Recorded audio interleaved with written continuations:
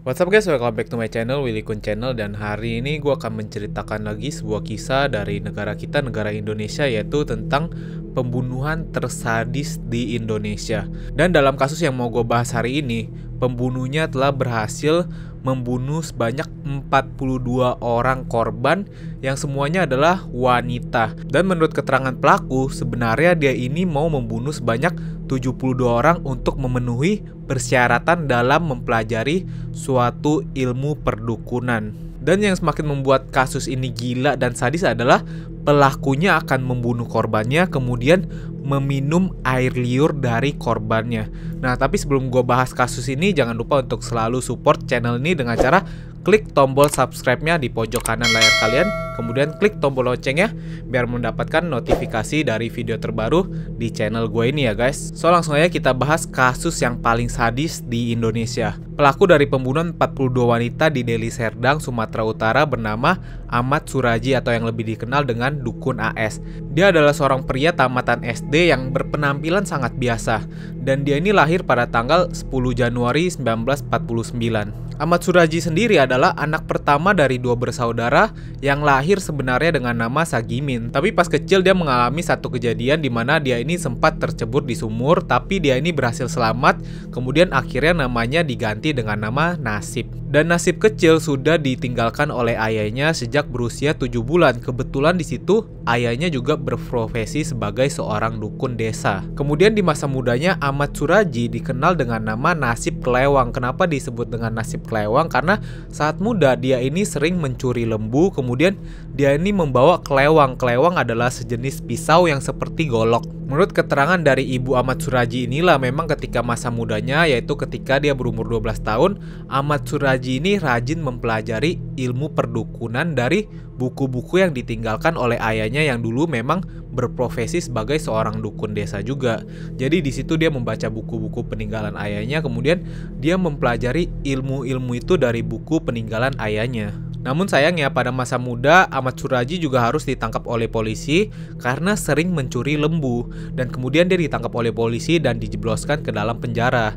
Dan ketika dia berumur 27 tahun dan dibebaskan dari penjara, akhirnya Ahmad Suraji memutuskan diri untuk menikahi seorang wanita dan mengubah namanya dari Nasib menjadi Ahmad Suraji dengan tujuan nama ini dapat membawa keberuntungan dan memberikan nasib baik bagi hidupnya yang baru. Memang setelah kejadian itu, kehidupan dari Ahmad Suraji berjalan seperti biasanya, tidak ditemui kejanggalan sama sekali, sampai di mana satu titik dia mengutarakan perasaannya kepada ibunya. Dia bilang kalau kayaknya saya mau menikah lagi. Nah, setelah mendengar hal ini, ibunya pun menanya alasan kenapa kamu mau menikah lagi, dan Ahmad Suraji menjelaskan kalau dia menginginkan anak wanita karena dari pernikahan pertamanya dia hanya mendapatkan 4 orang anak dan semuanya adalah anak lelaki. Jadi dia bilang dia ingin anak wanita sehingga dia mau menikahi seseorang. Nah, seseorangnya ini telah dia tentukan siapa, dan ketika dia memberitahukan kepada ibunya, ibunya sangat kaget karena dia ingin menikahi adik dari istrinya.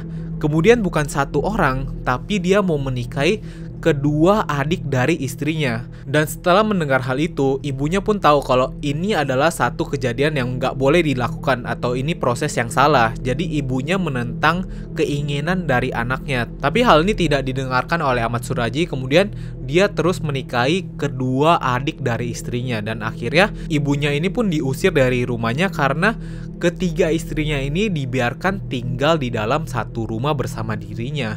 Setelah kejadian Ahmad Suraji menikahi kakak beradik di desa itu atau di masyarakat tersebut, dia akhirnya dipanggil datuk atau yang kita kenal dengan dukun. Dan akhirnya memang pada waktu itu dia dikenal dengan nama Dukun AS. Entah memang dia sakti atau memiliki ilmu, memang masyarakat di sekitar rumahnya datang ke rumahnya untuk berobat dan memasang susuk. Hal ini berlangsung cukup lama sampai tanggal 27 April 1997 di mana ditemukan seorang mayat tanpa busana di kebun tebu dekat rumah Ahmad Suraji.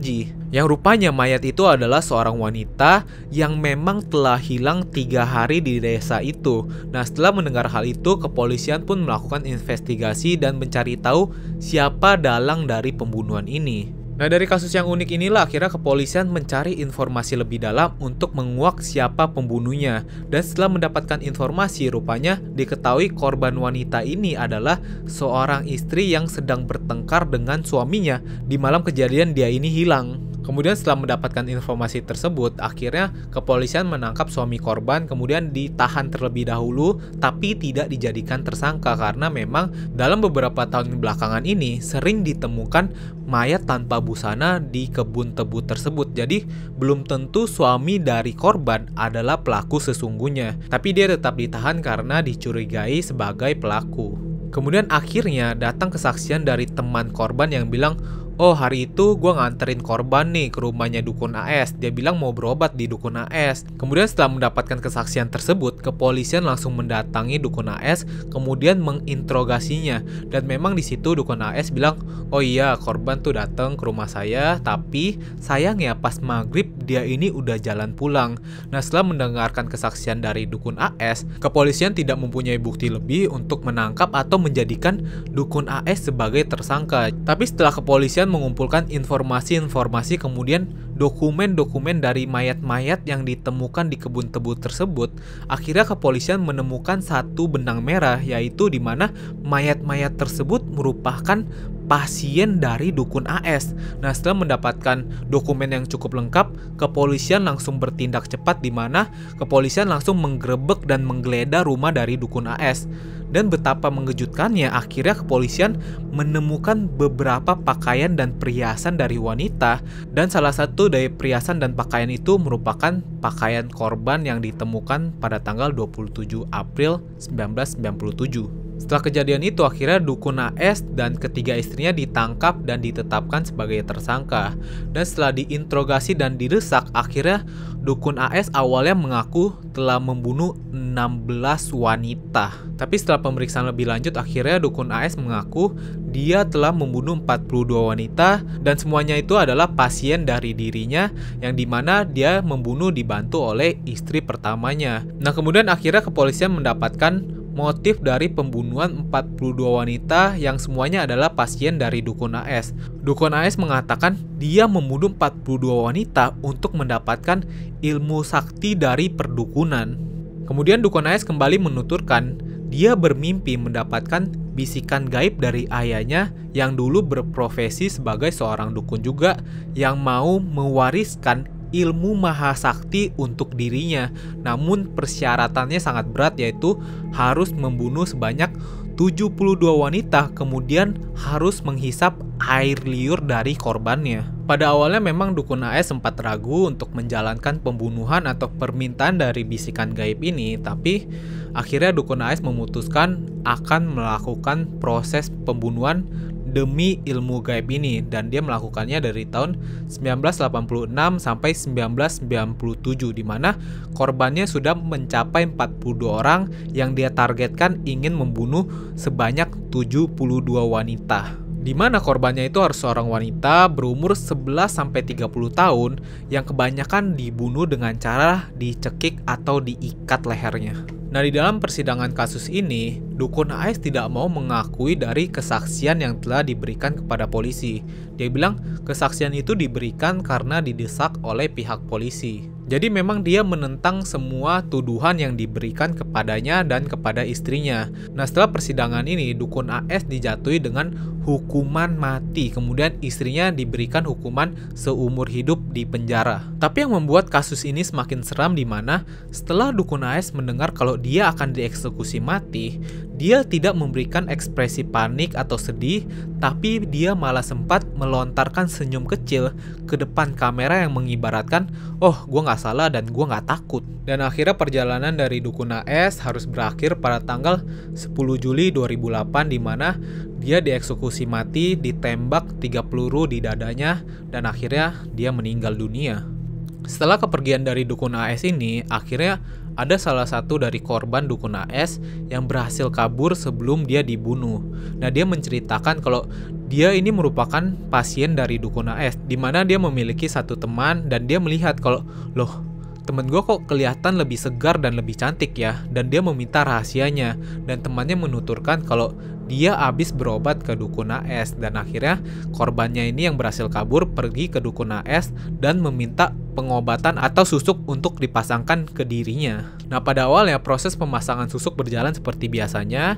Dia dibacakan mantra, kemudian dia harus meminum satu air yang telah dibacai mantra dan telah diludahi oleh dukun AS, dan dia jalanin, dia dibacain mantra dan dia minum air itu. Tapi yang membuat dirinya merasa janggal dari proses dukun AS, di mana dia diminta untuk datang lagi besok tapi nggak ke rumah dukun AS. Dia diminta untuk datang ke perbatasan desa di tengah malam untuk menjalani proses pengobatan atau pemasangan susuk yang kedua. Tapi di situ dia mengiyakan aja, dan besoknya dia datang ke perbatasan desa yang tepatnya adalah di kebun tebu. Nah, di situ dukun AS menggali satu lubang, kemudian meminta korbannya ini untuk melepaskan seluruh pakaiannya, kemudian untuk dikubur sampai sebatas leher.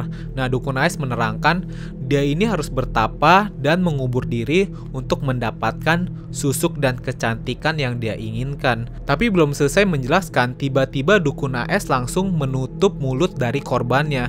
Nah, refleks korbannya ini langsung melawan dan akhirnya dia berhasil kabur dari dukun AS.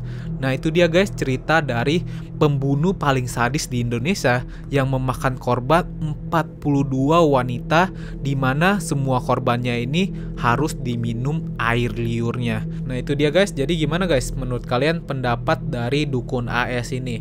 Please tinggalin komen kalian mengenai cerita ini ya guys. So itu dia guys video hari ini.